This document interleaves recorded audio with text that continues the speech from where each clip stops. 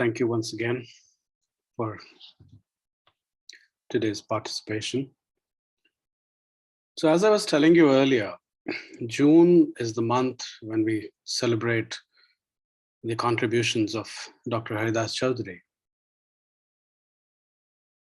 Now, when we talk about the influence of the yogic traditions on the United States, of course, the first wave came in 1893, which was brought about by Swami Vivekananda.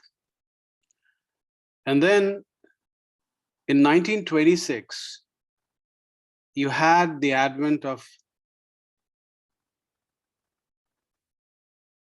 Paramhansa Yogananda. If we look at these two pieces of history, we very clearly see two distinct waves of the yogic tradition coming to the United States.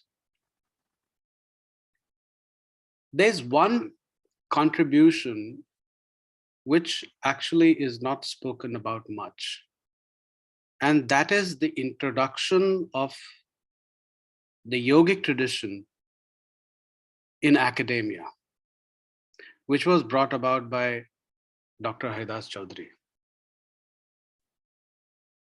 Over a period of time, various yogic traditions have proliferated in academia. And as we know, there's a lot of research going on in mainstream academia when it comes to the yogic tradition. It would not be far-fetched to say that Dr. Haridas Chaudhary was the first, or if not the first, one of the firsts who began this movement. And from this perspective, it becomes incredibly important as far as I am concerned that the tradition to which Dr. Haridas Chaudhary belonged is kept in constant communication with what is happening in academia. And I have curated this talk today with that in mind. In contemporary academia at this point in time, there's a lot of conversation which is going on with respect to epistemology, the theory of knowledge, involving the fundamental question, how do we know what we know? And the critique in Western academia has proliferated where the conclusion is quite clear in that Western epistemology is one of the many epistemologies that are available to humankind. And that it is important that we bring those epistemologies into mainstream academia so that the philosophical, psychological, scientific conversations that we are having grows and acquire a deeper dimension than we currently have. In that regard, what I have done today is that I have brought for us two chapters of the Life Divine. for discussion. And as you would, or as you might have noticed, from the last line of the poem that I read today, Dr. Haridas Chaudhary talks about creating life divine on earth. And this was one of the main foci of both the Mother and Sri Aurobindo. And I think when we talk about creating life divine on earth, epistemology becomes extremely important, because the knowledge that we gain in our intellectual and spiritual pursuits are to be used in the transformation of life within and life without. Now, in order to talk about the epistemology that Sri Aurobindo is talking about, it is extremely important to have an understanding of the universe that he takes into account.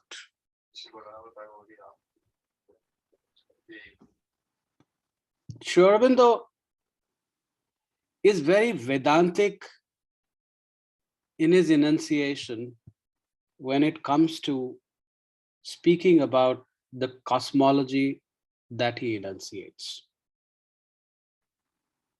And in his enunciation, he of course takes into account what had become quite prevalent in his times, the idea of evolution.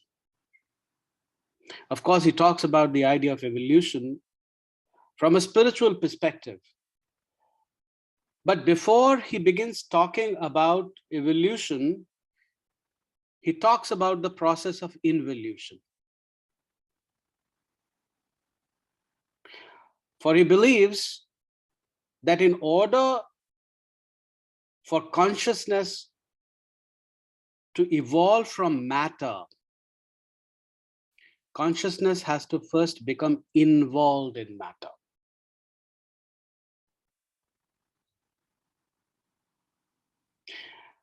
And when he talks about involution, as I stated earlier, he takes the help of the Vedantic vision.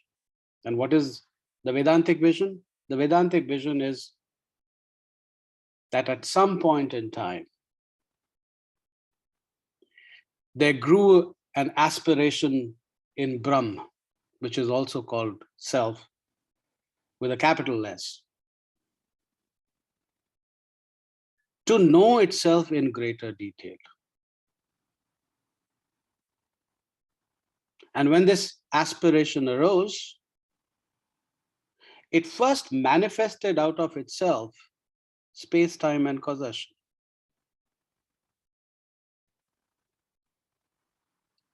And once having manifested space, time, and causation, it entered into its own manifestation. And in the process, created different planes or levels of consciousness.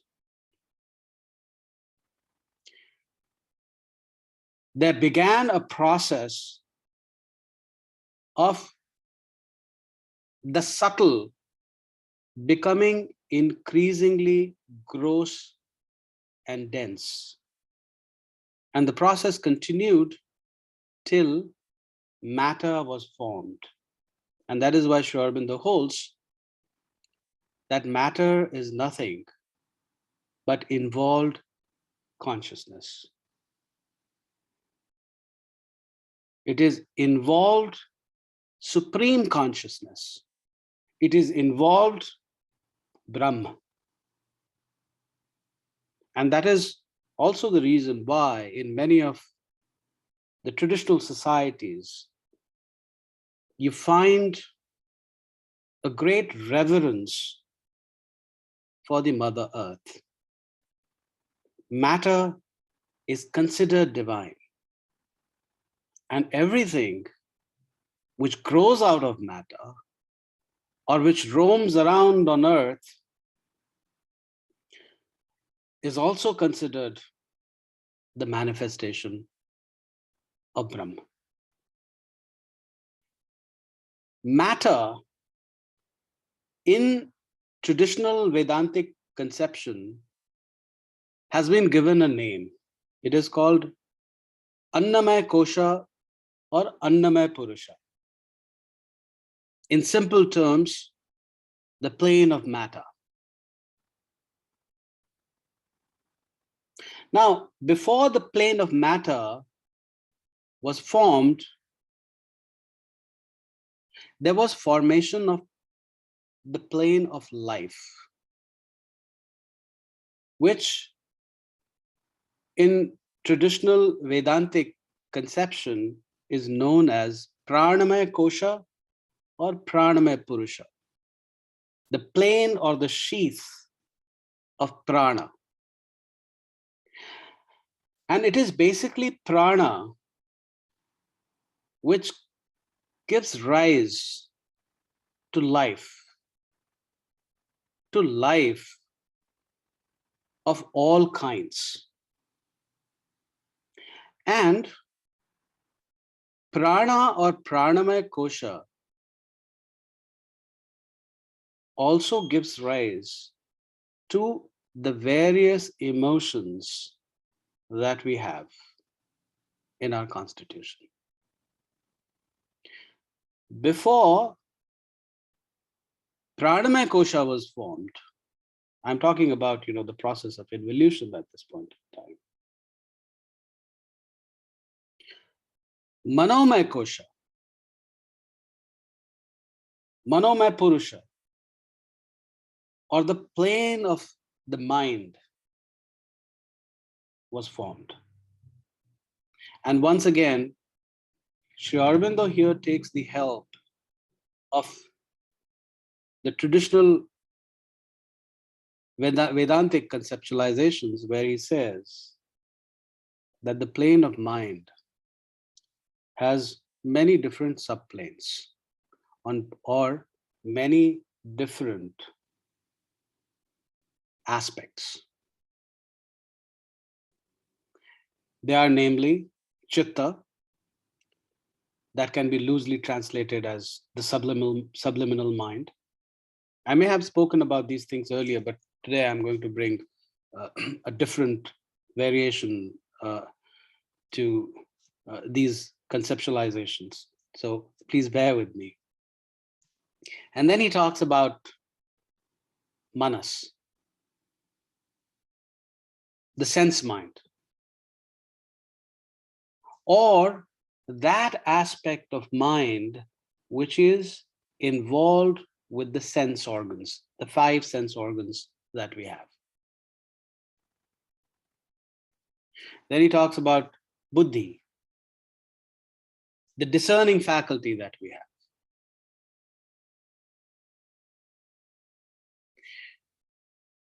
The faculty which allows us to make different kinds of discernments and differentiations. And then he says that closely aligned with buddhi, you have the principle of I, or self with a small s, ahankara. So the mind, in traditional Indian conception, which is also called as antahkaran, or an inner instrument of perception, as opposed to the sense organs that are outer instruments of perception, has these at least 4 different subplanes, or these 4 different aspects associated with it. Above manomaya kosha or manomaya purusha, you have vijnanamaya kosha, vijnanamaya purusha, or the plane of intuition. And beyond that, you have the plane of bliss, which is called as Anandamaya Kosha or Anandamaya Purusha. And all these planes are the manifestations of Satchidananda, which is another name for Brahman. Now, in terms of the epistemology that Sri Aurobindo is talking about, what he says is that all these different planes of consciousness will have to be taken into account. And with that conceptualization, the theory of knowledge has to be understood. There's a very common dictum within various Indian traditions that the ultimate knowledge cannot be attained through mind and senses. Now, when it comes to the ultimate reality,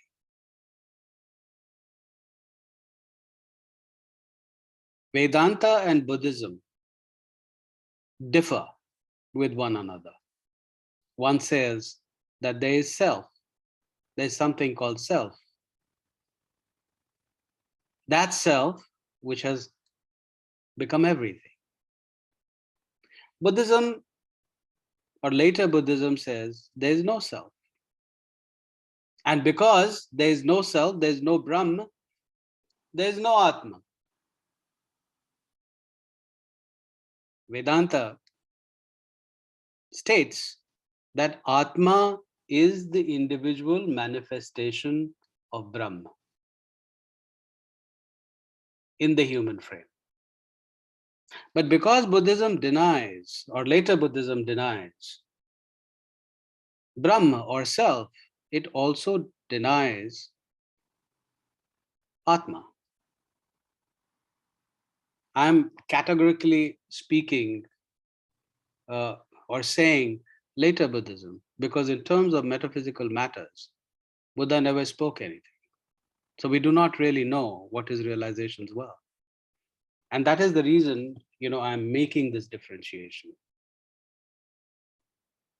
And even in Buddhism, or later Buddhism, there isn't any unanimity with respect to whether self with capital S exists or not. But that's a whole different matter. This was about the difference, between these two traditions. What is the similarity? The similarity is that both these traditions say very categorically that mind and senses cannot lead you to the ultimate. They will have to be transcended at some point in time. Now, what is the contribution that Sri Aurobindo is making? Sri Aurobindo says that this transition is very, very gradual. It is evolutionary. And therefore, it is important to understand the value and limitations of all these different subplanes of mind or antakaran.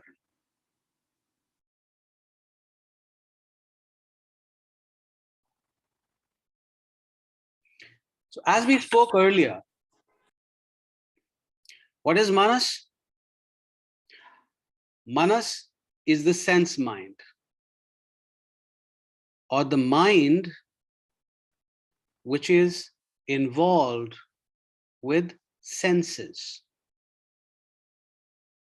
Now, when inquiry begins, when we start inquiring into the nature of reality, we usually begin with our sense mind. We start observing things around us. We start gathering data that our senses provide, which lead to the formation of some sort of knowledge. Sri Aurobindo says that if manas begins to dissociate itself from the sense organs, then there is a possibility of attaining greater knowledge. Why? Because manas has the capacity to know the contents of the objects of knowledge through indirect means. But for that, manas will need to develop more and more capacity to disengage itself from the sense organs. That capacity is already within us. It is happening right now. You know, we are surrounded by so many different kind of stimuli. But you would see that, you know, we are able to focus or compartmentalize one stimuli or one stimulus over others. So we are able to block out. You know, we are doing it right now. You know, I'm surrounded by so many stimuli, but I'm making a presentation, I'm looking at you, I'm predominantly using my eyes at this point in time as I focus, and I'm blocking out all other stimuli that are surrounding me. Now, what Sri Aurobindo says is that manas has the capacity to completely disengage itself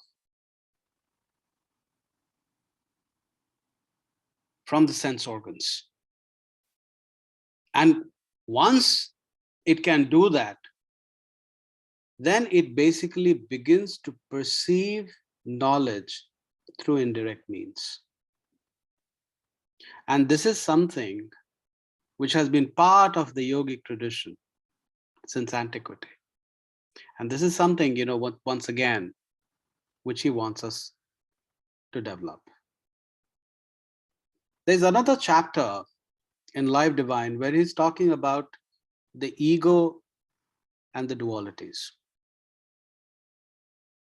And in order to discuss the details of that chapter, I would say it becomes extremely important to understand the characteristics of both buddhi as well as ahankar. As I mentioned earlier, buddhi is the discerning faculty within us. It is the faculty which helps us make discernments. And if you would focus on the operations of buddhi, you would very quickly realize that buddhi operates in dualities. It operates in dichotomies. It operates in binaries. This is good, that is bad. This is fair, that is unfair. This is good, this is evil, and so on and so forth. Buddhi essentially operates in dichotomies and dualities. Now, what is the way in which we can go past buddhi? Remember, from the Vedantic perspective, there is plane of intuition, which is beyond buddhi. And plane of intuition in terms of gathering of knowledge is far more powerful than the plane of mind. These things are very sequential, very evolutionary, very psycho-spiritual. So what is it that Sri Aurobindo is saying? Sri Aurobindo is saying that, that in order to come in direct contact with truth, with the nature of reality, intuition most certainly is a better way of gaining access to knowledge in comparison to all the mental processes that are followed by the mind. And because buddhi is an integral component of the mind, it operates in dichotomies and dualities. Therefore, within the traditions of India and in different spiritual traditions across the world, you will find an emphasis on the transcendence of dichotomies and dualities.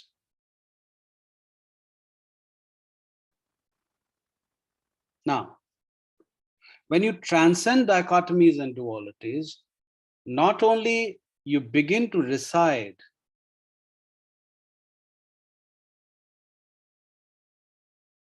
in the intuitional plane of consciousness,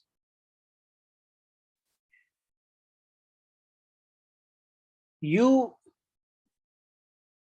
are also able to make your sense of self or ahankara flexible. Remember what I had stated earlier, that there is a close correspondence between sense of self or ahankara and buddhi. When you begin to transcend buddhi, when you begin to transcend dichotomies and dualities, you also begin to transcend your ego. The transcendence of dichotomies and dualities make your buddhi finer. And correspondingly, your ego, your sense of self, your ahankara begins to become more and more supple. Humility becomes a natural outcome of this process. So there are many psycho-spiritual benefits that we get when we begin to transcend binaries, dichotomies, and dualities. And as I stated earlier, this is also the reason why in all these spiritual traditions, you will find an exclusive emphasis on the transcendence of dichotomies and dualities and binaries.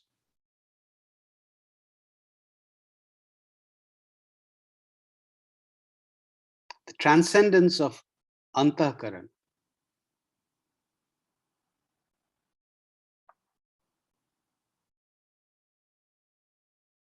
brings you in contact with plane of intuition, which is in much deeper contact with the ultimate reality.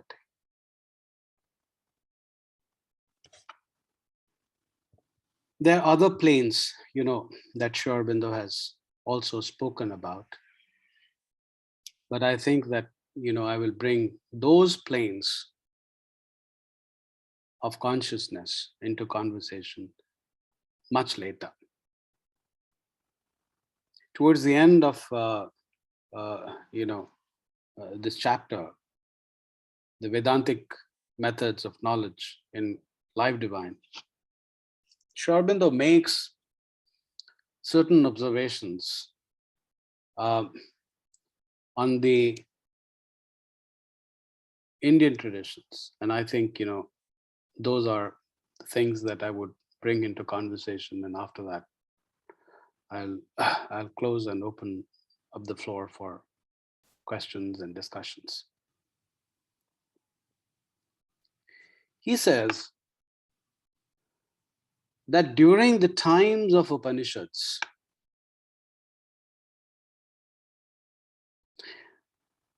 the sages were essentially using the plane of intuition. They were not involving the rational or the logical mind, which happened much later in the Indian tradition, when different schools of later Vedanta came into existence.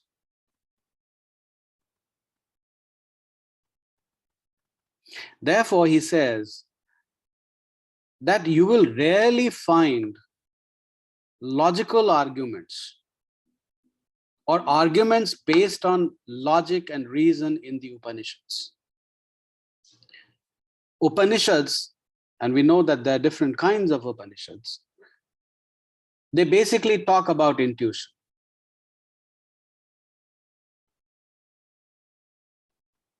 So if a sage finds an error or finds partial truth in some Upanishad, then he or she, incidentally, we had both men and women, practitioners of the tradition, would make enunciations based on intuition and not based on logical argument. But much later, as the Indian as the Indian tradition evolved or sort of proliferated or expanded, there was more and more of logical argumentation. But here also, the decisive factor was always the truth of the Upanishads that had been captured through intuition. And this is also the reason in later times in India, you will find that while the tradition is talking about the limitations of mind, reason, and logic, and so on and so forth, it is also very logical in making its arguments. There's a very interesting paradox that you will find.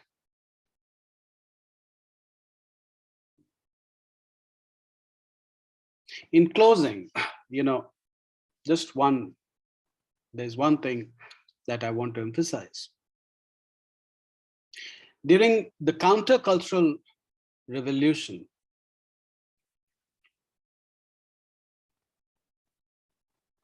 when the authority of reason began to get challenged in the United States, earlier it had happened in Europe through the movement of Romanticism.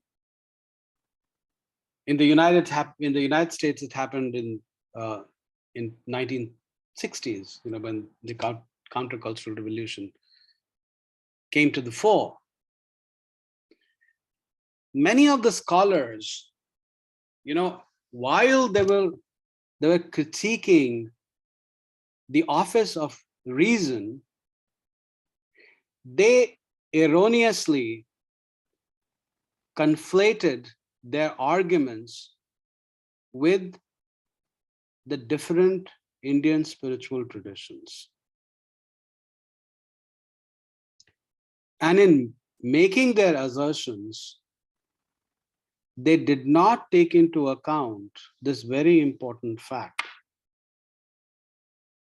that the Indian traditions are essentially trans-rational.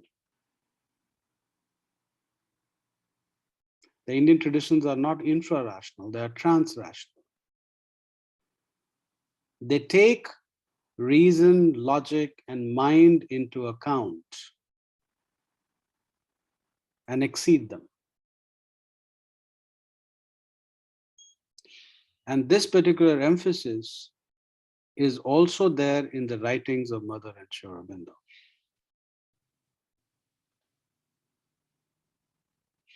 Sri Aurobindo and the Mother are very big on the transcendence of mind.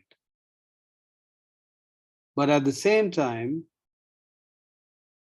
they're also quite exclusive on nurturing the mind. And what is the rationale that they give? They say that in order for life divine to happen on earth,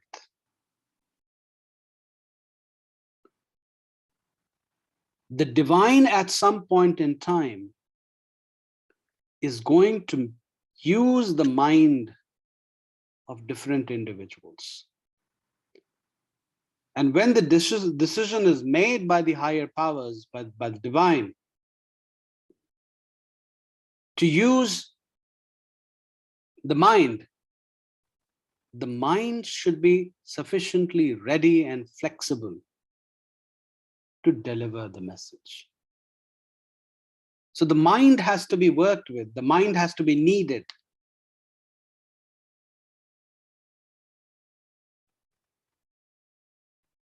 Work needs to happen on mind so that it can actually be used for higher purpose, for divine purpose when the time comes. So with that, I think I will close and I will open the floor for comments, discussions, questions, and so on. So, yes. Thank you. Yes, Raja, you